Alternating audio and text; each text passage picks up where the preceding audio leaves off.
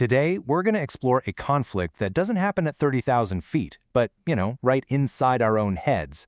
It's that internal battle when our feelings are screaming one thing, but all the facts are telling us a completely different story.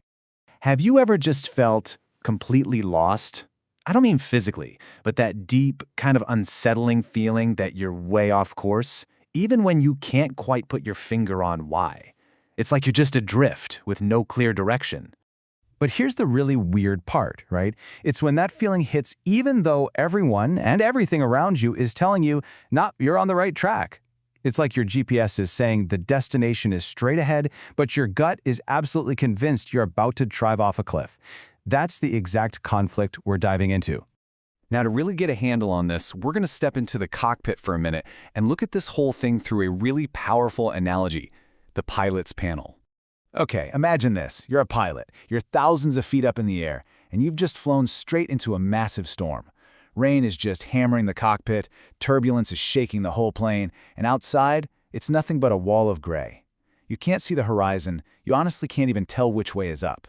So this is where things get critical. In all that chaos, your inner ear, your senses, every single instinct you have is just screaming that you're in a nosedive. It's a real phenomenon where your body basically lies to you. You get that stomach-lurching feeling of a free fall, but then you look at your instrument panel. The artificial horizon, it's level. The altimeter is stable. The data is telling you a completely different story. You are flying perfectly straight. In this moment, your survival depends entirely on your next choice. So, which do you trust? The terrifying, overwhelming evidence of your feelings, or the cold, hard data of your instruments? Every pilot is trained for this exact scenario. The answer is crystal clear. Trust the instruments, or you will crash. That pilot's choice, that decision to trust the instruments over their own powerful feelings, that is the absolute core of this whole idea. And it has a name that reaches way beyond any cockpit. It's called flying by faith. Now, the source for this idea points to a famous line from Christian scripture, "For we walk by faith, not by sight." In our pilot's case, you could say they have to fly by faith, not by feeling. They have to trust the instruments, not the storm that's raging around them. So, the crucial point here is what we really mean by faith. It's not some blind leap into the dark. It's the active decision to place your trust in a reliable source of truth, your instrument panel, especially when your own perception, your sight, or your feelings is completely unreliable. All right, so let's put these two things head to head, our feelings versus the facts.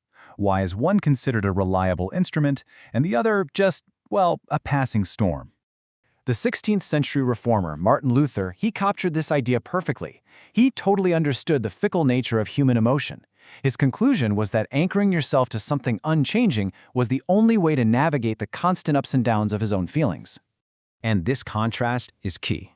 Look, it's not that feelings are bad. They're a core part of being human. But they're like clouds. They shift constantly, right? They change based on the weather, how much sleep we got, or even what we ate for breakfast. The source material presents this idea of the Word, a foundational truth, as something completely different. It's meant to be that fixed point, an unchanging anchor in a spinning world. So, how do we bring this whole idea out of the cockpit and into our actual daily lives? Well, the idea is to see this principle as your own personal, unchanging compass. So here's a really practical 3-step flight plan.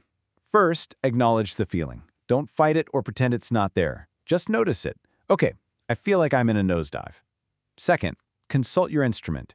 Deliberately turn your attention to the foundational facts you've chosen to trust. And third, choose. Make a conscious decision to align your actions with that truth, not the turbulent feeling. It really all boils down to this one simple but incredibly powerful action. A pilot doesn't just glance at the dials and go, how interesting. No way. She actively corrects the plane's course based on them, even when every instinct is screaming to do the exact opposite. The idea here is the same, to consciously choose to trust truth over feeling. So we'll leave you with this.